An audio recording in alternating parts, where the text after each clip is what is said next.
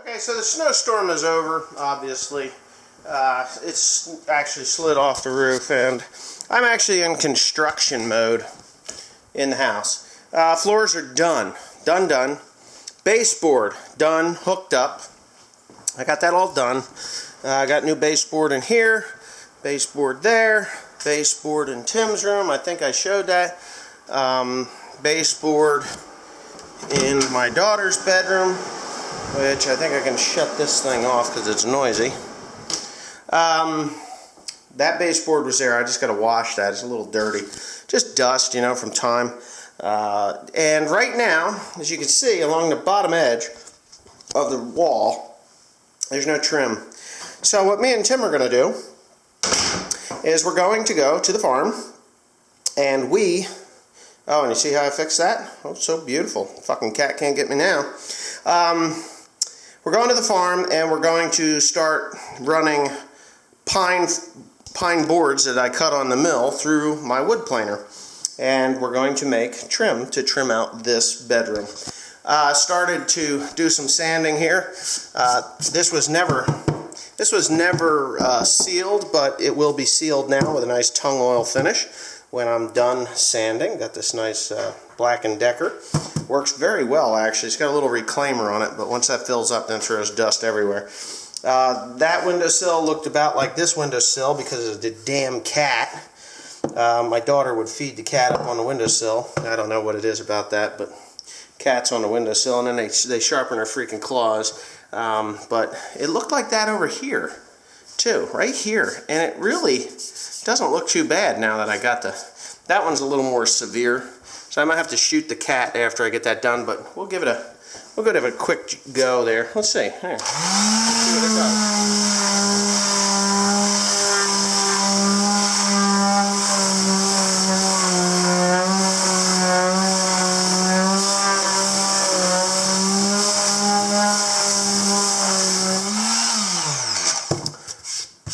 So honestly, it doesn't look too bad once you get it knocked off. So you saw that in real time. Yeah, I've got Joseph's room, and you know, I did actually paint the ceiling in here. I've got the light fixed in there.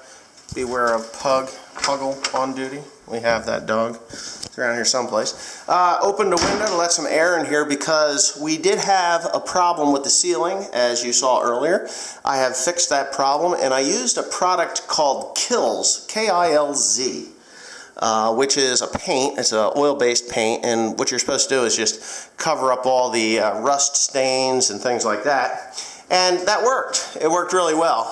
You can't hardly see anything anywhere, and it's sealing it. So what I'm going to do then is I had this 5-gallon pail of Glidden contractor's paint, which I wasn't thrilled with. So I bought this Behr Premium Plus interior ceiling flat paint. Low odor, low VOC, blah, blah, blah. So ultra pure white.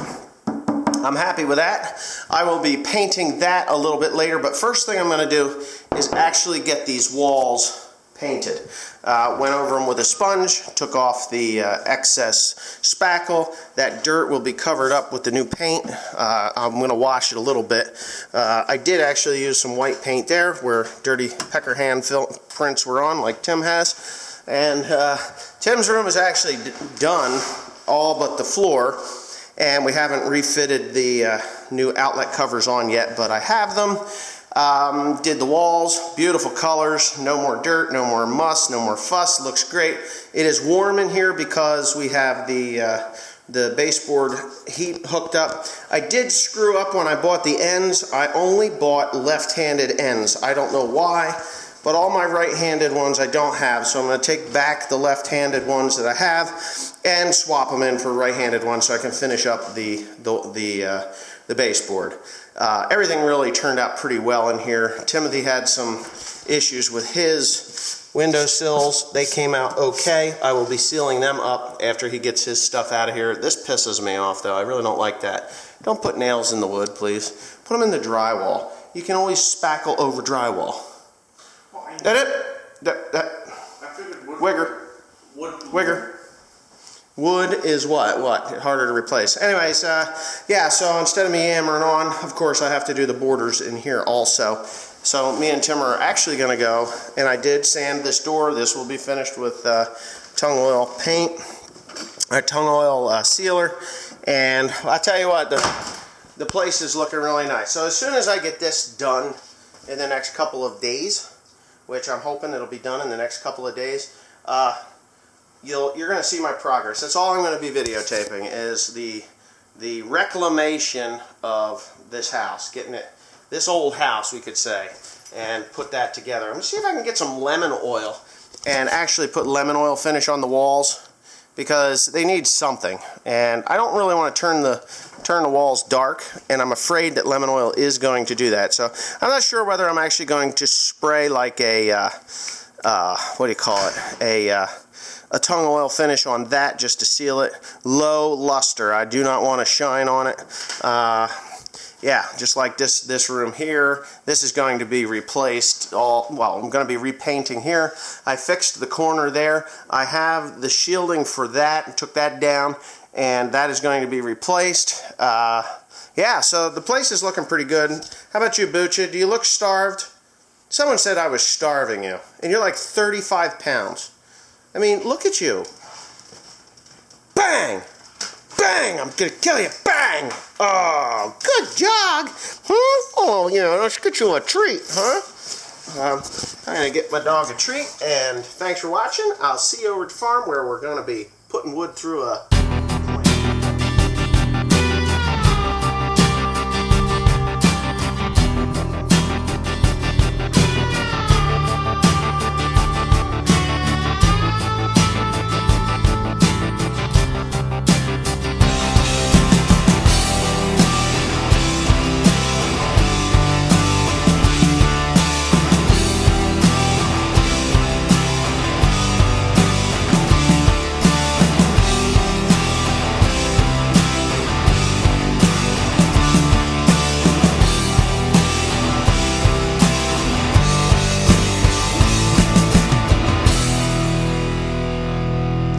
Okay, so this is not pine, as you can probably see. Up in the rafters of this farm and this building, there is an astronomical amount of walnut.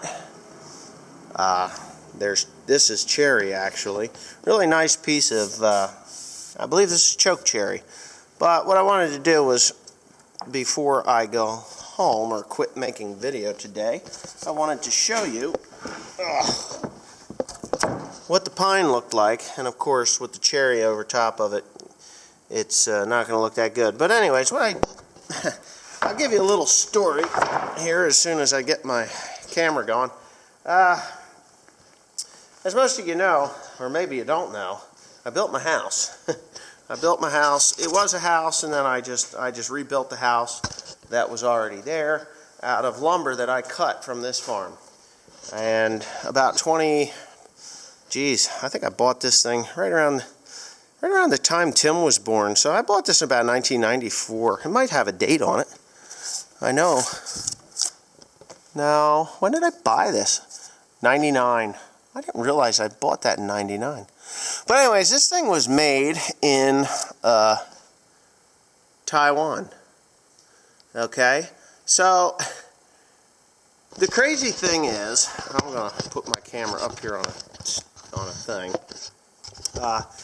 The crazy thing is, when I bought this, I was really quite upset that I had to buy a Taiwanese piece of equipment. I'm true blue American made. I just love American made stuff. And Powermatic was very expensive at the time. Well, as a matter of fact, I think it was about three times what I paid for this one. I remember I paid $2,200 for this particular CKM, wood planer. This is a 20-inch plane, and I really have not had any problems with it. When you get into really wide hardwoods, it will stall it out. Even taking a 64th of an inch, because actually that piece of cherry, which is 18 inches wide at the one end, and it's been up in those rafters for about 30 plus years, that stalled out the machine at taking a 64th off.